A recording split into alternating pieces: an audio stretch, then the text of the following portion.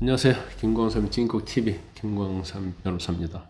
제가 다른 업로드 동영상에서도 말씀을 드렸는데 저는 찐국TV의 구독자 여러분이 가족이라고 생각합니다.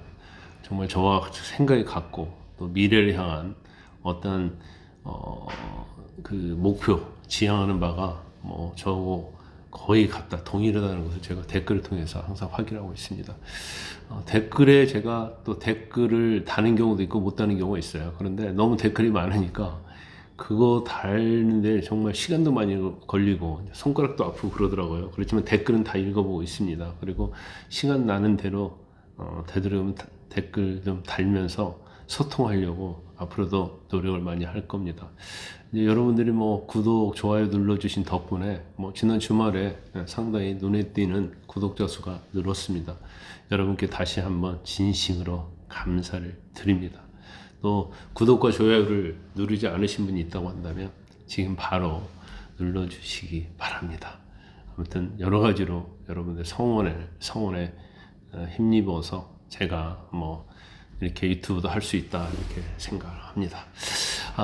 오늘 해야 할 내용 자체는 이제 한동훈 대표가 약간의 어떤 태도 변화, 뭔가 메시지가 좀 달라졌다 이렇게 볼 수 있어요. 7일 날 윤석열 대통령이 대국민 담화하고 기자회견을 했잖아요. 그 이후에 약간의 침묵을 있다가 대야 비판, 민주당과 이재명에 대한 비판을 상당히 강하게 하고 있습니다. 민주당은 9일 날 서울 도심에서 두 번째 대규모 장애 집회를 열었잖아요. 그 전에 민주노총, 촛불행동 이렇게 장애 집회 했는데 이어서 했어요. 근데 전에 일주일 전에 했던 거에 비해서는 그렇게 많은 사람이 오지 않은 것 같아요. 본인들은 그 지난주에 30만이라고 했는데 이제 또 20만이라고 얘기하거든요.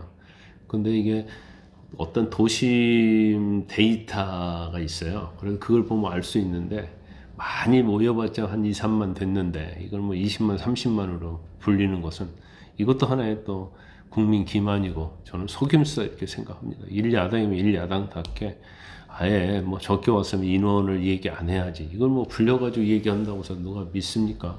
이재명 대표도 총동원 하라고 했는데 그렇게 많이 모이지 않았다고 그래요. 아마 그 이유는 이제 우리 국민들도 마찬가지로 특히 중도나 보수층에서는 이제 탄핵에 대한 트라우마가 있잖아요. 근데 지금은 탄핵할 정도는 아니다 이렇게 생각하고 있기 때문에 결국 광장으로 나오지 않는 거죠. 그건 그렇고요. 다른 쪽으로 말이 샜네요. 그래서 일단 앞으로 한동훈 대표는 윤 대통령보다는 이재명 대표하고 민주당에 좀 더 많이 집중을 할 것이다. 저는 그렇게 봅니다. 그 이유는 여러 가지 있지만 윤 대통령의 대국민 담화하고 기자회견이 사실은 그렇게 눈높이에 맞지 않았어요. 그렇지만 일단 사과를 했다고 볼 수 있고 그 이후에 국정 쇄신의 차원에서 개각이랄지 아니면 이제 강훈 그 선임 행정관이 관광부서 사장을 하지 않겠다고 했고 또 이번에 외국 순방 가는데 김건희 여사가 따라가지 않겠다, 동의하지 않겠다고 했기 때문에 대통령실이 조금은 변하고 있다 이렇게 보는 것 같습니다. 그런데 이걸 또 이렇게 변하고 있는 와중에 또 공격을 하고 밀어붙이기는 어려울 거예요. 그리고 또 일부 친인으로부터 배신자, 분열을 앞장선다 이런 비판을 받아왔기 때문에 지금은 좀 숨고르게 들어갔다 이렇게 봅니다. 그래서 보니까 10일까지 보니까 한 사흘간 한동훈 대표가 야권의 장애 집회하고 이 대표를 비판하는 글을 네 번이나 이제 페이스북에 올렸더라고요. 그리고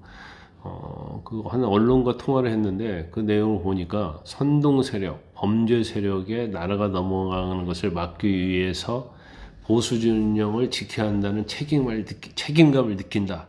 이런 얘기를 하고 있어요. 그리고 지금 시점에서는 대부분 언론이 지금 대통령 담화를 비판하고 있잖아요. 이걸 가세하는 것보다는 담화를 어떻게 하든 민심에 끌어들이는 부합하는 성과를 연결시키겠다 이런 생각을 하고 있는 것 같습니다. 그래서 여러 가지로 이제 뭐 앞으로도 계속 대통령실에 요구하고 소통할 것이라고 얘기했고, 아마도 두 가지 생각을 하고 있는 것 같아요. 보수 진영의 결집, 그 다음에 여권 쇄신, 이건 이제 같이 동시에 필요하다고 보고 있는 거죠. 그래서 이제까지 너무 대통령실이 변하지 않았기 때문에 국정 쇄신에 집중을 했다고 한다면, 이제는 그 국정 쇄신의 톤을 조금 낮추고 대야 투쟁, 보수의 결집, 이런 방향으로 가지 않을까 싶습니다. 그리고 뭐 제가 볼 때도 이제 담화 때도 저도 비판적으로 얘기하고, 여러분 댓글도 보면 뭐 기대를 하나도 안 했다, 기대한 내가 잘못이다, 이런 얘기 많이 말씀하시더라고요. 저도 거의 100% 동감합니다. 그렇지만 일단은 뭐 미약하지만 사과 의사하고 쇄신 의지를 좀 보이긴 했잖아요. 그러면 여기서 너무나 막 이걸 판을 깨는 걸로 가면 안 되고, 이제 당정과 보수 진영의 결속을 그런 다지는 이제 그런 것도 상당히 저는 필요하다고 봐요. 그래서 지금 뭐 민주당이 하고 있는 것들이 건설적 비판이라거나 아니면 뭐 어떤 견제가 아니고 헌정 중단하려는 시도를 하고 있잖아요. 그래서 이걸 막는 것이 어떻게 보면 가장 최우선 과제다. 그러려고 하면 내부 결속을 다지는데 치중할 수밖에 없다. 그래서 대통령의 변화와 쇄신을 촉구하되 야당의 어떤 정권 붕괴 전략에 이제 말려 들어가면 안 된다, 이런 뭐 생각을 하고 있는 것 같아요. 어떻게 보면 약간 딜레마가 있어요. 이렇게 가면 한쪽이 너무 치우쳐 버리면 또 문제가 될 수 있기 때문에. 그렇지만 그냥 너무 비판과 공격은 좀 자제하겠다, 탄핵 전략에 휘말려서는 안 된다, 이런 생각하고 있는 것 같습니다. 제가 볼 때는 뭐 시기도 적절하고 굉장히 잘했다고 생각해요. 단 한 가지, 대통령실, 윤 대통령이 앞으로 개각이랄지 인적 쇄신에서 성과를 내줘야 돼요. 그 이후에 보면 한동훈 대표가 주장했던 내용에 상당히 어느 정도 부응을 하고 있다는 생각이 들어요. 근데 이걸 행동으로 실천해야 하거든요. 행동을 실천하지 않고 하겠다고 해놓고 안 해버리면 또 다리 또 당정 간의 갈등이 생길 수밖에 없는 그런 상황이 올 겁니다. 그러면 이제 정말로 같이 죽는 거죠. 여기서 좀 더 진일보하고 좀 더 쇄신하고 변화하고 이런 모습을 보여야 하는 거죠. 그러면 한동훈 대표의 힘을 받을 것이고, 아마 제가 개인적으로 볼 때는 이번 국정 쇄신의 어떤 강력한 요구 자체가 한동훈 대표의 어떤 힘을 키우는 그런 게 됐다고 봐요. 김재원 최고가 최고위원회에서 하는 발언이 많이 달라졌잖아요. 그러면서 한동훈 대표 세력을 견제세로서 인정해야 한다, 이런 얘기를 하잖아요. 지금은 견제세로 인정해야지 별거 아니다고 해서는 안 된다는 거예요.